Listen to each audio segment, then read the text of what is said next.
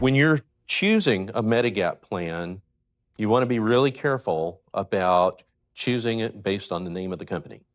Just because it's a company that you recognize the name, you like their logo, what we want to look at, look, a Plan G is what most of these are the plans that we're giving these days are the Plan Gs, okay? So most people are getting a Plan G because it's the most comprehensive. A Plan G is a Plan G is a Plan G, though. The government regulates what a Plan G covers. The doctors are not going to say, oh, I don't take your plan because it came from this certain carrier. It doesn't matter. It can be a carrier that you've never heard the name of them before. You can change if you could pass medical underwriting. When you're under 70 years old and you're not dealing with chronic conditions, then changing is something that you might be able to do. Once you get up in years or you start contending with chronic issues, then you're going to have to pass medical underwriting at that point. So in the first 6 months, to answer your question, in the first 6 months of enrolling in Part B, you can get onto a Medigap plan. That's that golden window of opportunity for you. I had a lady who moved here from California last year. She had an active diagnosis of cancer. She was moving to Texas for medical treatment, as many people do. And her sister referred her over to me, explained the situation, and I said, look, no one would ever want you to get cancer. But in the Lord's mercy, this has happened to you when you're turning 65, because you're about to get the best insurance that you've ever had. So we put her onto a Plan G. I talked to her months later, because these plans don't have dental, vision, and hearing. And we stayed in touch, and she contacted me months down the road because she wanted a dental plan.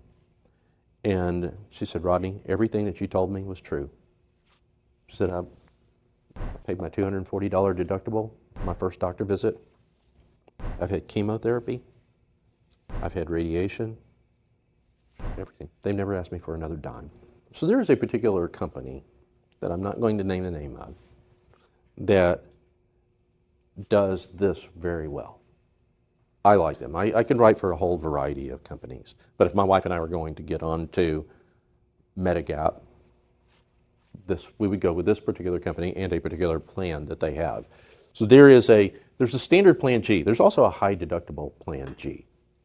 Now, the way the high deductible Plan G works is that you're going to get a lower deductible, but a lower premium, probably somewhere in the neighborhood of $60, $65 a month. But instead of $240 and everything's covered after that, it's going to be in 2024, $2,800. All these numbers go up over time. So by the time you're 80 years old, that number might be $5,000 or $6,000. We don't know. We don't know what it'll be. But we do know it's going to be higher than $2,800. And while you're 65, 66, 67 years old, you're fairly healthy, that's a deal. That's a good deal. It's not going to be a good deal if you think ahead. I always tell people, think about your 80-year-old self. If you're 65 years old and you're making decisions about these things, I want you to think about your 80-year-old self. Are you making decisions that you're going to want to live with down the road? Choose wisely. You chose wisely. And you're glad about that, aren't you? Yeah. So this company does a hybrid version of this that I really, really like. And it's a high deductible G for the first 3 calendar years. 65, 66, 67, fairly healthy. Okay, that's a good deal. And then in the beginning of the 3rd year, it drops off. So let's say right now we're in 2024. It would be the rest of 2024, 25, 26. On January 1st of 2027, the high deductible rider drops off and it becomes a standard Plan G. Now, your premium will go up over time, but they're going to give you a discount on your premium for life. You're not going to take the $65 premium. Instead of $150, it's probably going to be $125, $135, somewhere right in there. But you're going to get a discount for life. The sweet thing about that is this company has a reputation for keeping their premiums fairly level. You don't get these crazy spikes in premiums. They're trying to keep things level. That's their reputation, that's their focus. But they're going to give you that discounted premium, and although it goes up over time, it'll always be less. And let's say you live for another 15 years. That adds up to thousands of dollars in savings. Another thing that they do that I really, really like is when you're turning 65, there's two reasons why these things go up over time. One is because of medical inflation, which is a very real thing right now. Two is because of age-rated increases. It costs more to insure a 75-year-old than it does a 65-year-old, so they go up. Well, this company will treat you like you're 65 until you're 69. No age-rated increases until you're 69. That puts you ahead of the game right from the start. See, these are the kinds of things that when you're talking to a Medicare broker that deals with these companies all the time, they can help you with. I don't have a dog in this hunt. I don't have to go out and sell one company only or one plan only or anything like that. I can say, okay, given your circumstances, let's look at what your needs are and let's try to find something that's a good fit for you.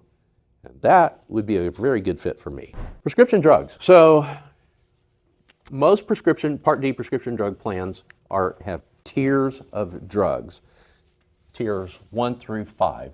There's preferred generic drugs. Those are the ones whenever you go to the pharmacy, they typically cost you $0. There's non-preferred generic drugs, and they might be $0 or they might be $5 or so. They're not very much. And then you get to preferred brand name drugs. Now they're getting to be more expensive. Now these are drugs that might retail for $600 to $1,000 a month. But you're going to go to the pharmacy, and a number that we've seen in recent years has been $47 copay. Then you get into non-preferred brand name drugs, and they're way more expensive. 30-day supply, you're paying maybe $100 copay. And then you get into specialty drugs, those are the ultra expensive drugs, and they quit giving you fixed copays at that point, and they just say, you're going to pay some percentage of the cost of the drug, maybe 25%. So whatever drugs that you're taking falls into here somewhere. All Part D plans work this way. They have phases. Doesn't matter if your Part D is bundled with your Advantage plan or if it was a standalone plan. They all work the same way. You're going to want to be familiar with how these phases work. Starting on January 1st or whenever you enroll in the plan, the first phase is what they call the deductible phase. Now you'll know you're in the deductible phase because you're paying 100% of the cost of your drugs while you're in this first phase until you reach your deductible. Most common deductible in 2024 has been $545. Why is that? Because that's the most that the government would allow them to charge. So you could have lower deductibles. I've seen some with $150 deductible. I've seen some with $0 deductibles. But basic rule of insurance, if they're giving you something with one hand, they're taking away something with the other, you're paying a higher premium in order to get the lower deductible. Once you reach your deductible, then you tip over into the second phase, and that is the initial coverage phase. And that's where all of this stuff begins to kick in. All these copays begin to kick in, okay? Once your prescription drug costs reach $5,030 for the year, then you're having a really bad year, by the way, if that happens. Now, that's not $5,030 out of pocket for you. That's $5,030 total. So what you're paying, what your insurance company is paying, total of $5,030. Then you tip over into the coverage gap, third phase, also known as the donut hole. Why do they call it the donut hole? Well, wherever they call it the donut hole, it changes the rules, and now you're paying 25% of the cost of the drugs. You'll know you're there. So let me give you an example of how that might work. Let's say you've got a preferred brand name drug that's $1,000 a month retail, and first month you pay $545. That's your deductible. The insurance company picks up the difference.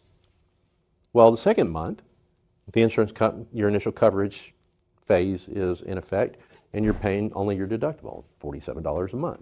You're getting your $1,000 drug for $47 a month. Not a bad deal. So we've got 1, 2, 3, 4, 5 months.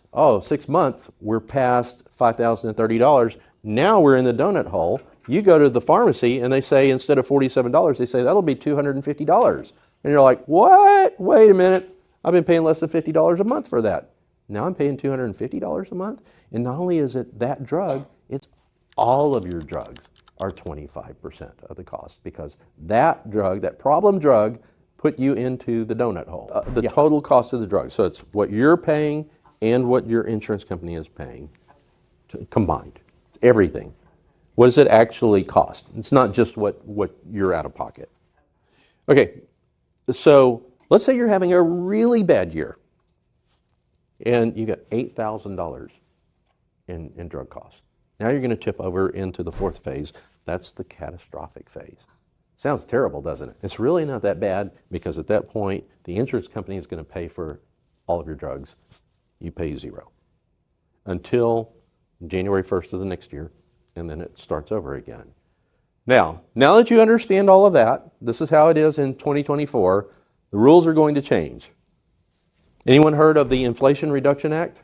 Well, if the government tells you that it's called something, you can bet that it's probably the opposite of whatever they're telling you that it is. One of the implications, or one of the things that comes with this Inflation Reduction Act that's going to take effect in 2025 is that this $8,000 catastrophic threshold is going to be going down to $2,000. Sounds great, doesn't it? Woohoo! Those big bad insurance companies are going to pay for all my drugs after $2,000. Except they didn't ask the insurance companies what they thought about that. Just somebody in Washington said, this sounds good, let's do it. So the insurance companies are like, whoa, wait a minute.